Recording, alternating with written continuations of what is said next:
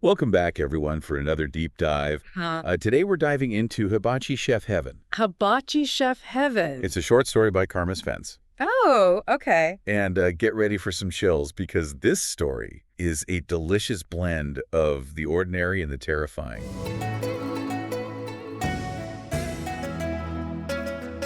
We're going to a hibachi restaurant. Oh, fun. And maybe not the kind you're used to. Okay. Sounds a little ominous. Yeah. So what's really interesting about this story is that Spence is an award-winning and best-selling nonfiction author. Oh, wow. And she wrote Hibachi Chef Heaven as a response to a writing challenge. A writing challenge. Yeah, can you imagine taking something as ordinary as dinner at a hibachi restaurant and turning it into a horror story? I mean, I guess. I don't know. I'm not sure I could pull that off. Well, Spence does. In this story, we follow Tobi and Trisha, Okay. a couple celebrating their anniversary at, you guessed it, a new hibachi restaurant in town. All right. At first, everything is exactly what you'd expect. Okay. The bustling atmosphere, Right. the excitement of a night out. Uh-huh. They're seated with two other couples, Okay. one celebrating 50 years together and another on a first date. Oh, fun. A perfectly normal setup Yeah. for a delicious descent into terror. Oh, my gosh. All right. I see where this is going. So Spence really uses this normalcy to her advantage, right? Like by setting up this really familiar, happy setting, the contrast when things start to go wrong, I mean, it just becomes so much more unsettling. Oh, things definitely go wrong. Okay, good. The hibachi chef, tall, lanky, with dark hair and piercing eyes, arrives. And right away, Yeah. Tobi senses something is off. Not overtly threatening, Right. just off. I've definitely gotten those vibes before. Like Yeah. you can't quite put your finger on it, but something feels a little strained. Exactly. Hmm. And Spence uses Tobi's perspective to introduce these subtle hints of wrongness. It's almost as if she's giving you, the reader, a sense of foreboding. Foreshadowing. I like it. Yes. And as the meal progresses, the chef starts his usual routine. Mhm. Jokes, food flipping, all that. Okay. But there's something about his voice, a little too deep, gravelly, Uh-huh. and it makes Tobi's unease grow. Yeah, that would make me uncomfortable too. Like, is he trying too hard? Right. It's supposed to be fun, right? Like lighthearted. Exactly. So what's going on with this chef?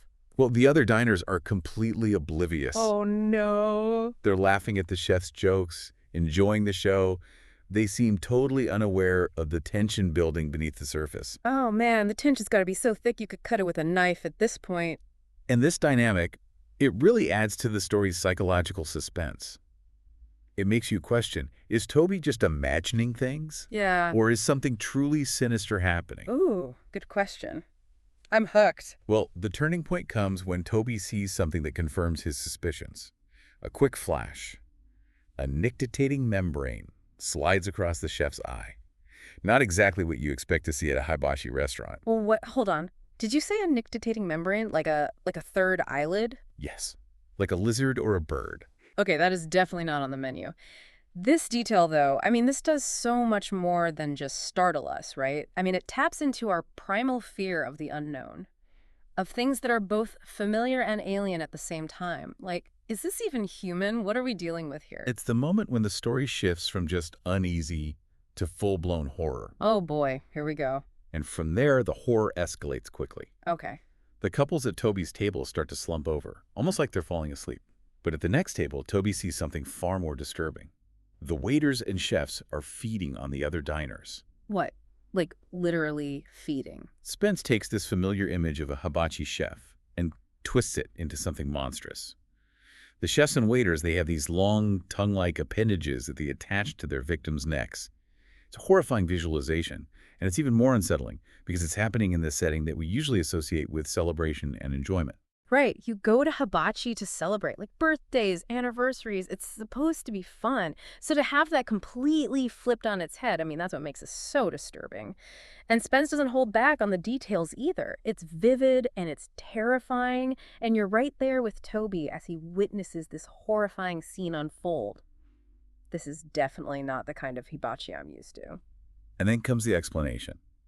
Tobi's chef turns to him, completely nonchalant, and explains that they're consuming memories. You're consuming memories, like eating them. Yes.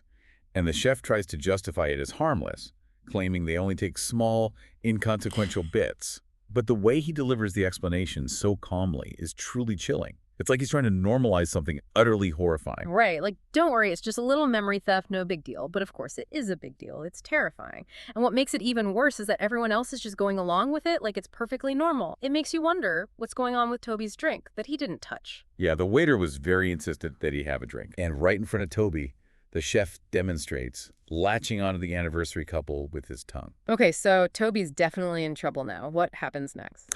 Well, we'll have to pick up there in part 2 of our deep dive. The future of entrepreneurial book writing has arrived. In an age where information moves at the speed of light and innovation is a business requirement, one book stands as the North Star for the authors of tomorrow. In You Can Make It to the Finish Line, Carma Spence decodes the mysteries of writing a book that markets your business, offering a blueprint to navigate the frontiers of writing, editing, and publishing. With accessible techniques and visionary insight, this guide propels you forward so that your expertise can transform into impact. Step into your future, transform your vision into a legacy. You can make it to the finish line, where your author's journey meets the future. Available now on Amazon. Okay, so at the end of part 1, we left Tobi in a pretty precarious situation, right?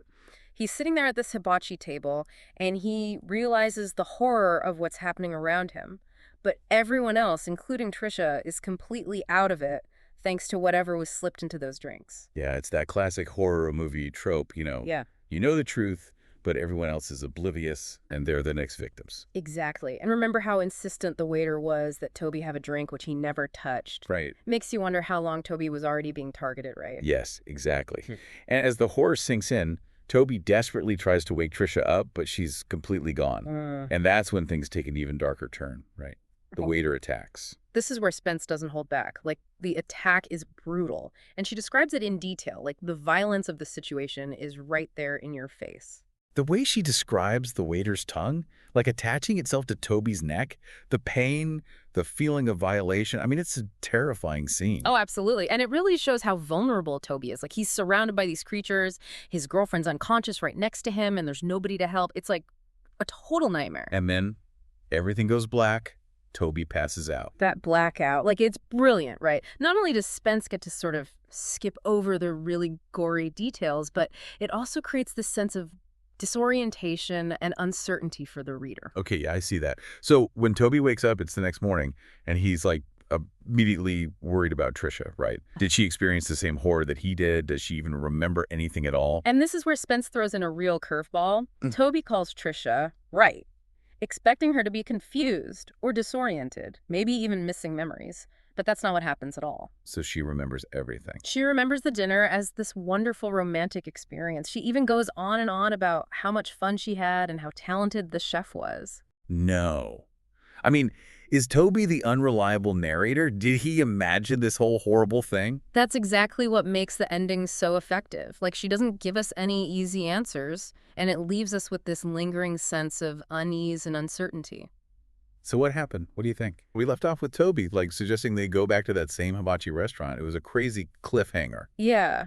I mean, what's going on with Tobi? Did those things even happen, or was it all, like, in his head? Right.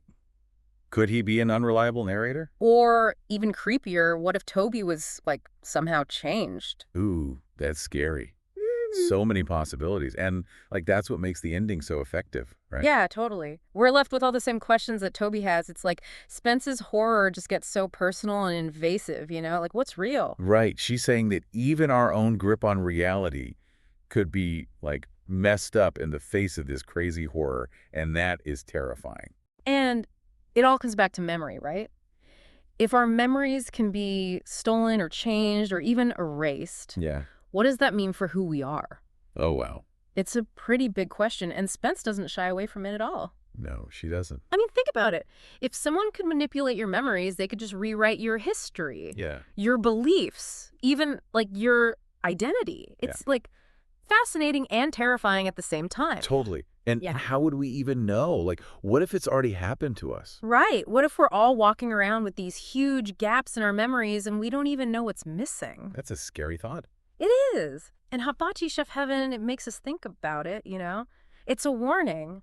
Like, we're vulnerable in ways we might not even realize. Oh, for sure. And not just physically either. No, like it could be psychological. Exactly. Like, this manipulation, we might not even know it's happening. And Spence uses that normalcy, right? Like everyone at the restaurant is having a good time.